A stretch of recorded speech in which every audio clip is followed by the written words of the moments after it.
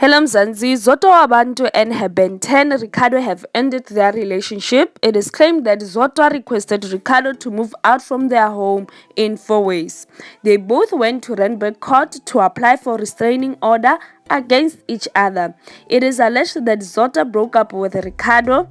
Zodwa does not want to leave her Ben 10 alone in the house when she is attending gigs, as she no longer trusts him. So in this case, Ricardo is refusing to move out from their home in 4 ways.